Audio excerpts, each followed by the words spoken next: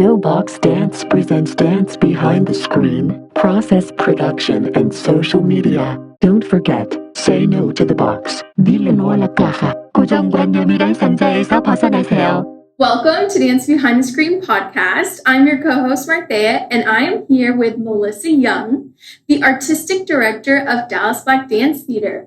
Welcome to our show, Melissa. Thank you for having me. I'm super excited to talk with you. Me too. Melissa, you are in your 29th year with Dallas Black Dance Theater. First off, congratulations. Thank you. When you say 29, it sounds much longer than it feels in my head. But it's been a journey, and I appreciate the love. And I can't wait to hear more about this journey. Over the course of these 29 seasons, you have been in many roles in the organization. You started as a dancer for 11 years, then you moved up the ranks to rehearsal director, and so on. And now you're the artistic director. Can you talk about how you became the artistic director? I think laughter will always be my first response to that. It wasn't something that I set out to do. My goal as a young person was to achieve becoming a professional dancer, the end, period. If I made it that far, then I felt like I would be flowing and living on top of a mountain. So that was your dream from the beginning? Yes. Okay. That was like the ultimate. It's like, if I can do that, then I feel like gold star for Melissa. Whatever else, it'll be a wash. Or if I do something else, it'll be a bonus. So I think, as time went on, I've always been, if I could just go back slightly, as a child, I was always a curious person. I always wanted to know, what is he or she doing? What's that person doing over there? Why are they writing? What are they looking at? What are they thinking? And so I think that curiosity has always stayed with me. And so, in my young adult years, in my adult life, finally becoming a professional, I felt like I knew I didn't want to dance until I was, 40, 50 years old. I just never saw that for myself. What did I want to do after that? I had no roadmap, but I figured, let's get to that first place of being a professional, and then we'll figure it out. But as time went on, I felt like I wanted to know more, and I felt like the more I could understand what people around me were doing, it would help inform my dancing, have a deeper appreciation, and then perhaps spark curiosity, somewhere down the line, I'd figure out what would be the next steps. And so that's kind of how my path unfolded to become artistic director. And you talked about this curiosity. So when you were a dancer for the company, what were some of the things that you were curious about? Well, I felt like at the time, our rehearsal director, who was the associate artistic director, the late Daryl Sneed, I always looked at him every day and thought, wow, how does he keep all this information in his head? How does he prepare? Who told him what to rehearse today? How did he know what notes to give? I don't know. I just felt like there was so much more than what we were seeing as dancers, being rehearsed. And I think once that initial question in my own mind popped up, then I started paying more attention. But I don't know. As time went on, and honestly, it sounds like a first world problem. When I was reaching my 10th and 11th season, I started to become really tired. We're touring all the time. I've had all these extraordinary experiences up until that point. And Ann Williams, the founder of Dallas Black Dance Theater, I asked her, I said, I kind of want to take a break. What else could I do? Well, that's a good question to consider. I wanted to take a year off. And she says, well, what do you mean? I'm like, I don't want to leave the company, but is there something else that I could do, where I could still be a part of the company and grow? And she says, well, there are not a lot of branches on the tree within the organization, but we don't have a rehearsal director. She said, what about that? And I answered, well, what about that? Because I'm like, I don't know what that entails. How do I do that? And her only advice to me, she pointed her finger and said, something tells me you'll figure it out. And then I felt like as if someone, pushed me behind the shoulders and said, ready, set, go. And that was my thrust into now what has been the rest of my life. So after, in that first year, it was confusing. I questioned myself, did I make the right decision to take a break? Should I have kept dancing? Am I cut out for this? What are the dancers that I felt like I was just dancing with a couple of months ago? What do they feel about? How do they feel about me? Do they believe I know what I'm doing? Because honestly, I didn't know what I was doing. Do they trust me? So a lot of self doubt. But then, within the confusion and self doubt, I thought to myself, okay, um, you can be that person at the front of the room that we talked about as dancers. We all have experienced the disgruntled teacher, Mm-hmm. the person who looked like they had a chip on their shoulder, or was at the front of the room. I'm still trying to prove like I was a professional. I could do it. Watch me. But I was like, I don't need to be that person. So I made the decision to myself, you either take this on 100%, full force, be fully committed, or you tell Miss Williams, this is not what you're interested in, and then figure out what else you're going to do. And I think after having, many talks with myself, I felt like, you know what, I do have something to offer. I have institutional knowledge. I can understand a dancer's point of view. And I figured, I was always a dancer who would come early, would stay late to rehearse myself. So I felt like if I could just use those same tools as I prepared myself for each day, I felt like it would unfold to be a good experience for everyone else in the room. And then that is what led you to then becoming the artistic director. Can you talk a little bit about that process of transitioning? Because I can imagine being inside of an organization and, transitioning to so many different roles that could affect, I would imagine, all the people that you're working with along the way. So, like, what was that transition like? Well, everyone felt like. Did it feel natural? No, leading up to, I felt like everyone expected it of me. They're like, oh, she's probably going to go for this opportunity, or we think she should. But then I felt like, well, I don't know if that's something I wanted to do, because if we were to rewind time, being an artistic director was not on my wish list of career goals and dreams. But when I really started to dissect my observations of what Miss Williams was doing, and with my professional dance experience, I felt like, well, maybe I should throw my hat in the ring. Maybe, this would be a great opportunity of growth and a huge learning experience that I felt like the way I see dance, the way I care about dance, and what I could offer, I felt like it made sense. So I have not lived my life with regret. So I felt like, what's the worst that can happen? You can throw your hat in the ring and they can tell you, no, this is not right for us. Or get scared straight and realize, woo, they said yes, let's figure it out, buckle up, let's go. So, of course, the latter happened. And I think at that point, being in the company, having decades long experience, it was overwhelming, it was exciting, and it was scary most of all, because I felt like everyone believed in me and I felt confident, but then, the voices in your head start to play with you. And then I felt like, well, the only way you're going to know and prove to yourself you can do it is if you try. Melissa, I've never heard your story from you directly. I've read about it through research and heard about it through people like in Dallas and everything like that. But it reminds me of, we interviewed Lily Weiss on our show, and she talked about her transition from being a dance educator at Booker T to then becoming the executive director of the Dallas Arts District. And what she said in our interview is basically just say yes. Yes. And it kind of reminds me, it sounds like a very similar journey to you. You just were presented with this possibility, and then you said yes. You took that jump, and it's interesting to hear, because I think that a lot of dancers do take that jump and take that risk. Whether it's starting their own company or just doing the unexpected things. I've said this before on our show, but I never would have expected to start a nonprofit organization. That was never on my goal list when I was a young girl, or even in my undergrad getting a dance degree. And so I'm wondering, what advice do you have for artists who want to take that jump and say yes, but they're afraid? Now, as at this point, it's been 5 years of me being artistic director, and looking back in these short 5 years, I would say I completely agree with Lily Weiss. You have to say yes. We've done it our entire lives as dancers. I think all of the self doubt and beating ourselves up, am I making the right decision? I guess just how we approach dance in the rehearsal studio. we know there's a performance. It's going to happen whether you're ready or not.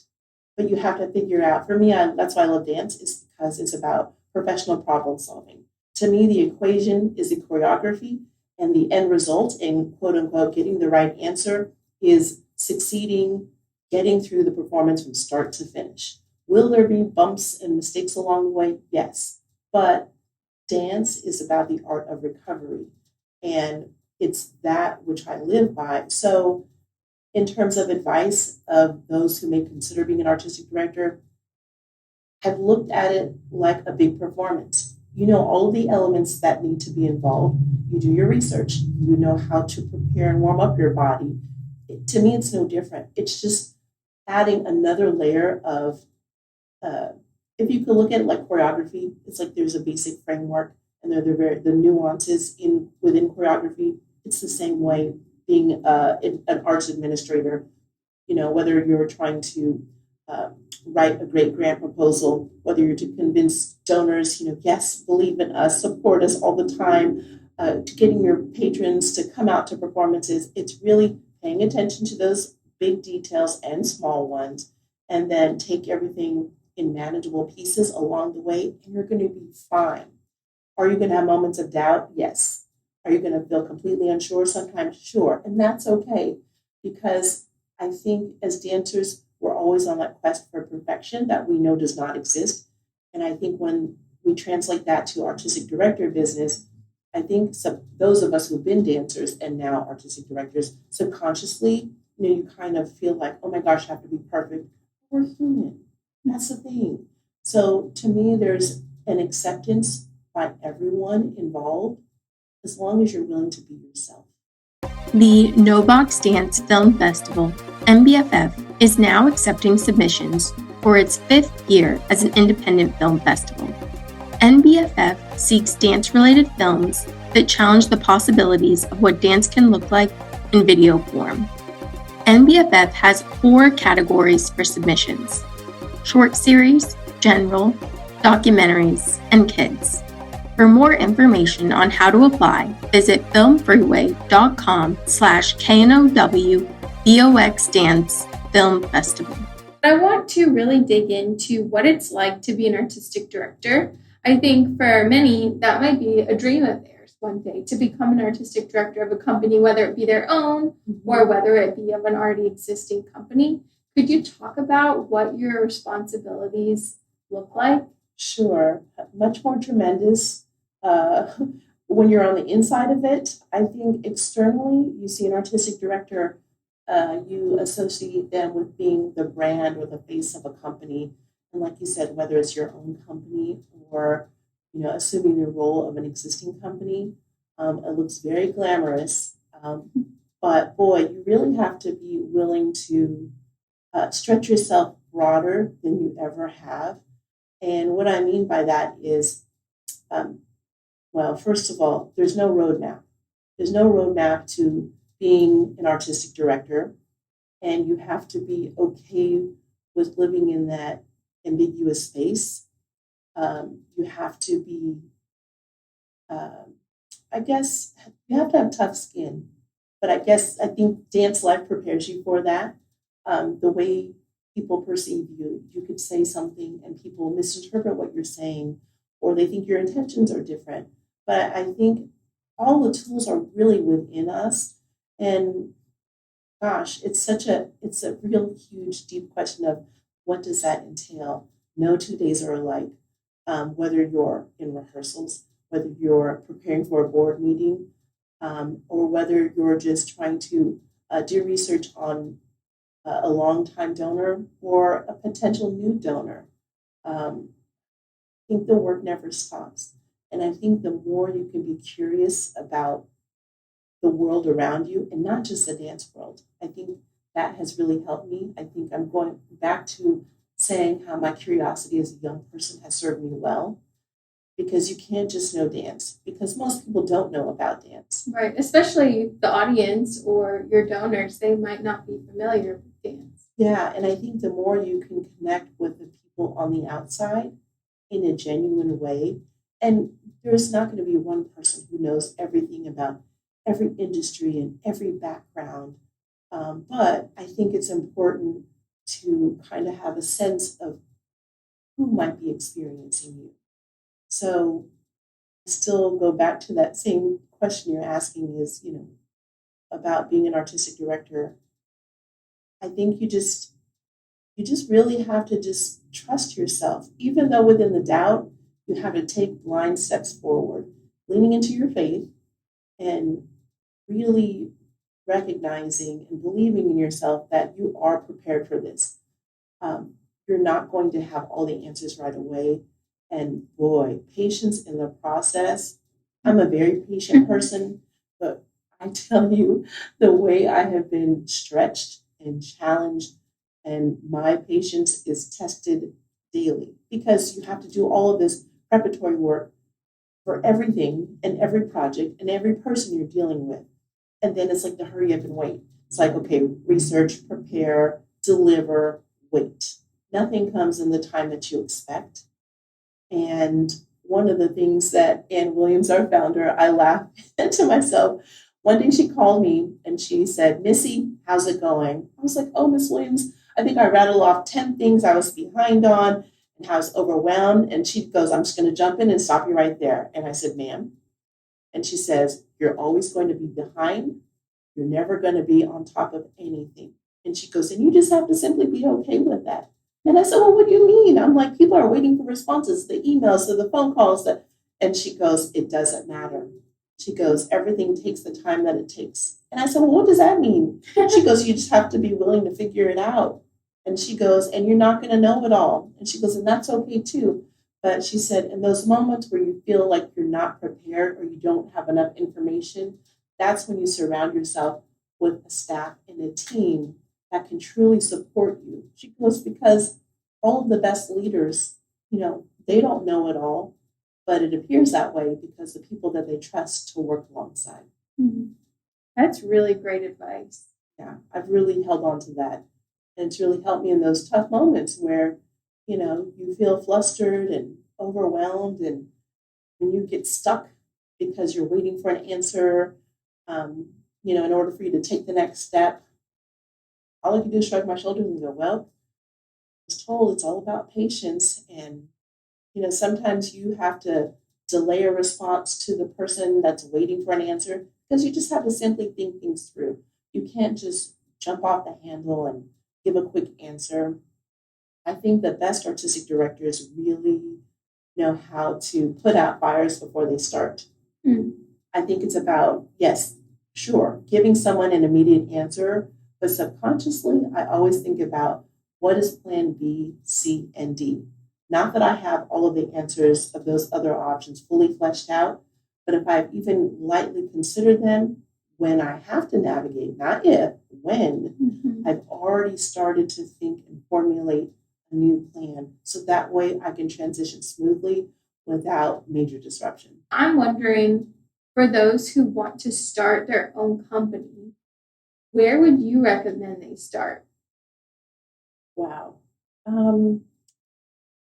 I think you have to start with yourself because I think the success in any company doesn't matter if your dreams are to have your own small company where you might put on one performance a year, or you have those huge goals of having a company that turns into an organization, an institution.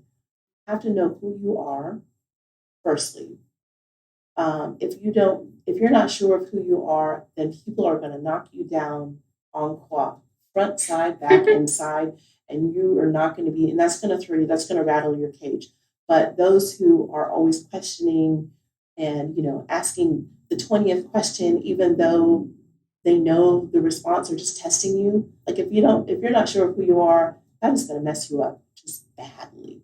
But and take you maybe many different directions. Yeah, and then it tosses you in that sea of confusion, and then you're questioning, am I doing the right thing? What am I here for? Then you start to forget the reasons why you started. Your purpose. Yes. So I think you have to know who you are as a person, have a purpose and a mission, because sure, there's so much great dance out here, but what's going to make you unique? What's going to identify or distinguish you being different than every other dance company, group, organization?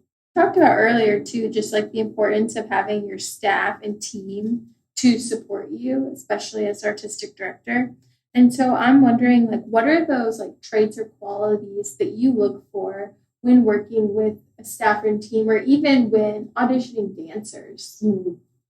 Finding people who are similar to me in terms of they're caring, they're thoughtful, they have the best of intentions. Like I tell staff members every day, I'm like, I'm here to help us succeed. I'm here to help you succeed as an individual and as it relates to the company. Because going back to the artistic director, like what makes that person suitable or what advice, I have dreams for myself. I have dreams for the organization, but then also the people you work with, you have to realize they have dreams too. Mm-hmm. And I can't just map out ideas on paper and point to the dancers and say, okay, we're going to work with this choreographer, do this. Or staff, here's a project, all the blanks that need to be filled in, do that. That's not authentic and that's not caring, because that's just making them a robot. We're not robots. So I think when I stop to consider, does this person have ideas to offer? You want people who are going to challenge your ideas in a positive way, give you more food for thought, give you a perspective that you hadn't considered looking through that particular lens. So those are the people I look for. And then, does this person have an interest in deepening who they are as an individual? Because if you're just here for a job and a paycheck, that relationship's not going to be very long lasting. So I just think it's that continuous investment in oneself is what is going to help the bigger picture. Mm-hmm. That's great advice. And how do you assess that when auditioning new dancers? Oh, I love this question.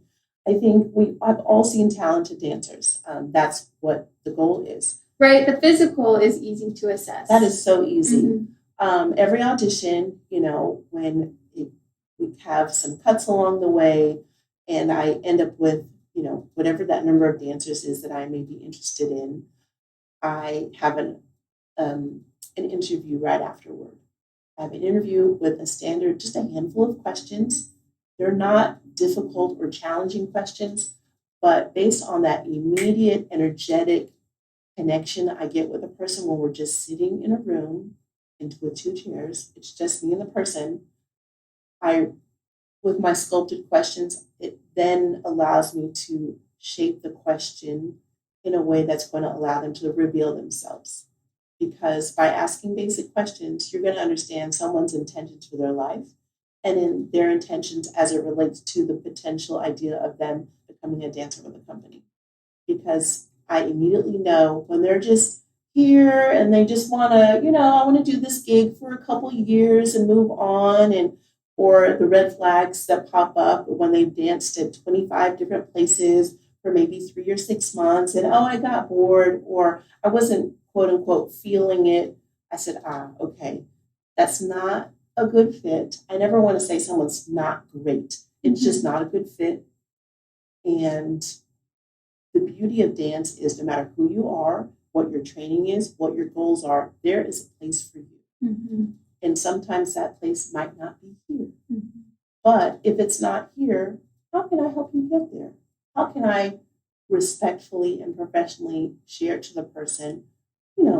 Perhaps, you should turn your focus in this direction. Mm-hmm. I don't ever want someone to feel like they're not worthy of being in a place, because again, that goes back to kindness. That's not a kind thing to do. I want people to understand who they are is important and it's relevant and it's substantial, but I want people to really bloom where they're planted and thrive in the best ways possible. And if that happens to be in our company, fantastic. If I can recommend them elsewhere, I don't have a problem doing so. No Box Dance is now on Patreon. Gain access to our community resources, early access to Dance Behind the Screen podcast episodes like this one, membership in our creative book club, personalized dance film feedback, and more. Visit patreon.com/KNOWBOXDance to select the membership level that is right for you. Melissa, do you find the same to be true when you're considering which choreographers or which repertory to bring into the company? Because it sounds like you have such a good understanding of like a healthy ecosystem for Dallas Black Dance Theater. So, yeah, do you consider the same thing when selecting repertory? Yes, absolutely, hands down, yes, all day long. I think something that I do differently than a lot of my artistic director counterparts is, again, I keep going back to the idea of Melissa has goals and dreams for herself and the company and the dancers. Sure, I can, if we were in my office, I'd show you the list of choreographers I've got on the wall and these multitude of post-its. I know who I'm interested in having work with a company or with the idea that they'd be interested too. But then who do the dancers want to work with? So I, listen to conversations. I outright ask them, who is on your dream list of choreographers and try to figure that out. Now, a couple of things spark into my mind immediately is with the choreographer who's the best fit. Even though it's so hard to forecast a person you don't know. But looking at their work, does it fit into the scope of Dallas Black Dance Theater? Is a question I always have. And then I try to guess, wonder how they are as a person. What is their process like? Do you interview or have conversations with choreographers before? I don't interview them. Again, I feel like intuition is my spiritual gift. So I go on inspiration or, okay, I feel connected, inspired by this stranger. I feel connected to their movement vocabulary. I think the dancers would think they're interesting. Or if there's someone I'm interested in, I reach out to my other artistic director friends. Hey, I saw you just had so-and-so. How are they to work with? How did the dancers respond? Were they prepared? Did they waste time? Do you feel at the end, would you hire them again? And I always go to people I trust. And so I kind of use that as, a springboard to move forward. And I think every artistic director would agree who has a repertory company. Sometimes you make a decision that in the end was not a good fit. And that's okay because art is about taking risks. Mm-hmm. And just because it may not have been a good experience or for the dancers, or maybe the audience was not really enthusiastic about the work, that's okay because it still sparked conversation, it sparked emotion, it did what it was supposed to do. Mm-hmm. And for those who maybe are emerging choreographers who want to work with repertory companies, where would you suggest they start? It's such a layered question because I think most immediately every choreographer wants their work out there. Of course, that's right. The goal. I think choreographers need to be realistic about their place in their choreographic journey. Mm-hmm. If you're, emerging and have not had a ton of experience of working with a fuller ensemble or an entire company, try to find more opportunities that are going to foster and nurture that experience for you. And just because you feel so confident about your work doesn't always mean you're going to have the opportunity to choreograph on a main company of a ballet or modern dance company. So I think humble yourself mm-hmm. and see if they have a second company. Do they have an advanced ensemble if that particular company has a school? That's a way for you to build a relationship, have over time more breadth to your work with one organization. Because I think if that works out, if you kind of go up the ranks of creating work for advanced students, then a second company, then the main company, that's a wonderful marketing story, mm-hmm. and then that's also shows your commitment to that organization and really a commitment to your work as you learn more about that particular place. Mm-hmm. So I would say patience in the process. And just because we've all heard as artists, one no doesn't mean never. Just, be patient. Even for myself, blessedly, we're having a lot of visibility these days, and everyone wants to create a new work on the company. There's not time on the calendar for us to do that.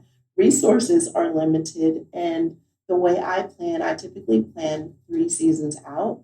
So if someone's interested and I love their work so much, I'm going to have to wait at least 2, maybe 3 years to even put them on the calendar. So I think sometimes when choreographers might hear a no, I'm always transparent to say, I love your work. I'm certainly interested in working with you. Can we continue getting to know each other and continue our conversation over time? And then, as I start to plan the future seasons, perhaps the right time will come up for you.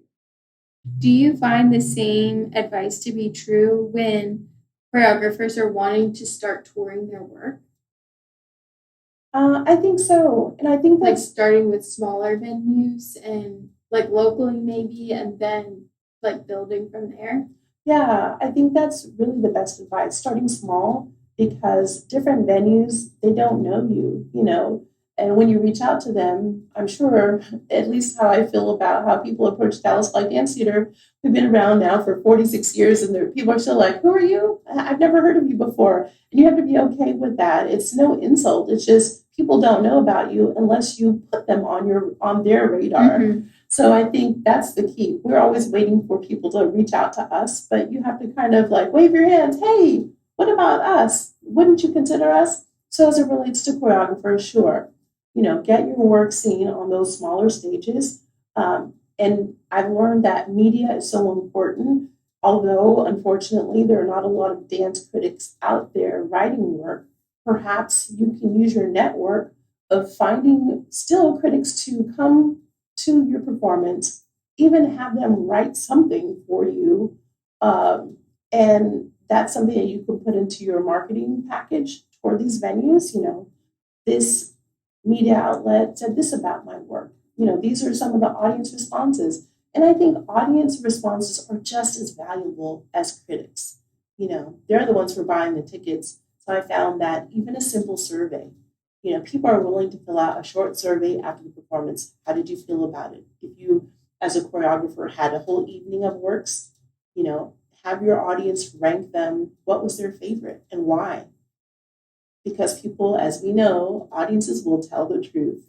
And I think that will be a great way to kind of, build your reputation and build that trustworthiness other than you as that sole person saying, hello, venue, please, book Please my put work. my work on your stage.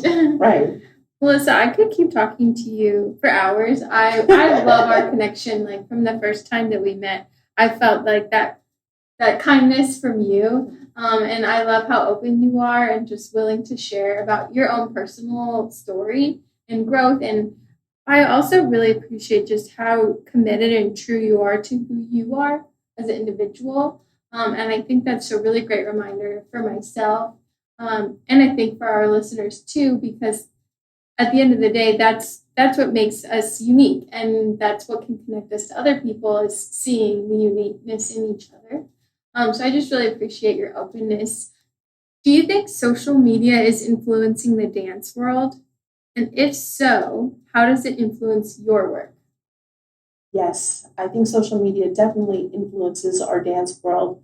And as it relates to Dallas Black Dance Theater, I think, again, it's a way for people to get to know us, see our consistency and the quality of work we do, and an additional way for audiences and viewers to get to know each dancer personally. Because that's important to me, that people don't just say, oh, Dallas Black Dance Theater is a great company. I want them to be able to identify by looking at that person, they know exactly who it is and are familiar with their work. How do you say no to the box? I say no to the box by standing firm in my belief that every person is unique and I don't want to be like anyone else. I'm only good at being Melissa. And Dallas Light Dance Theater is only good at being Dallas Light Dance Theater. And that's what distinguishes us from everyone else because we're not trying to keep up with the Joneses. We're just here to be who we are. Our last segment is our Flash 4, where we ask all our guests to answer 4 questions in a flash. Oh boy. As fast as possible. Are you ready? Yes. Okay, here we go. If you had to recommend a resource to our audience, what would it be? 2, the Dance Edit podcast, and a book I'm reading right now, Dance Baggage by Patricia Eaglin. What was the first dance you saw? Oh, I don't remember the first dance I saw, but the first memorable dance, the Stack Up by Tally Beatty, performed by Alvin Ailey American Dance Theater in Los Angeles at the Wiltern Theater. That's a lot of detail. Do you think social media has a positive influence on the dance world? Yes or no? Yes. What is your favorite social media platform? Oddly enough, YouTube. It's a great one. Well, Melissa, is there anything else that you want to share with our listeners today that you feel like we haven't touched on? I think my overarching thing that I would share with everyone is be who you are. Don't let others sway you. I think in your heart of hearts, you know when something is for you. Advice from my mother is that when you have to struggle and force something to fit and work out for you, it's not meant for you. It doesn't mean no, but it's just not right now. She said hard work is always the way to get from one point to the next. But the struggle, like self-imposed struggle, she said it's not worth it. So I think patience in the process, and I think supporting yourselves with people who care about you and also are willing to challenge you by sharing things that you may not want to hear. They're only challenging you because they see more for you and they see the best for you because they know you want the best for yourself and everyone else. I love that, right? Friction creates the fire. That's right. Well, thank you so much, Melissa. How can our listeners stay connected with you and with Dallas Black Dance Theater? Well, I think I can be found on Instagram at myoungdiva, and Dallas Black Dance Theater can be found on Instagram at Dallas Black Dance and DBDT.com. Perfect. Well, thanks again, Melissa, for coming on our show. I'm just so grateful to have had this time to talk more with you. I love the direction we went. It wasn't necessarily what I expected, but I just really appreciate hearing your story and just like the reminders of those things that I feel like we all know in our subconscious, but sometimes we forget, or I feel like sometimes I just get caught up with like all the work that needs to be done. So I really appreciate your reminder, especially about like patience and waiting. So thank you so much for coming on our show. Thank you. I appreciate you, and I love our connection since day one. I remember exactly where we were when we had our first conversation, and you've always been so wonderfully kind and warm and genuine towards me, and I really, really appreciate that. Dance Behind the Screen podcast is produced by No Box Dance, an art service organization that creates, collaborates, and discusses art with artists and the public. Dance Behind the Screen podcast is co-hosted by Azaria Hogans, Raina Mondragon, Martheya Nygaard, and Yejin Choi, with sound design by Daniel Rosas. Thanks for taking your time to tune into Dance Behind the Screen, a bi-monthly interview series where we go behind the screen to question process, product, and social media. Be sure to follow us on social media at KNOW Box Dance. See you next time, and don't forget to say no to the box.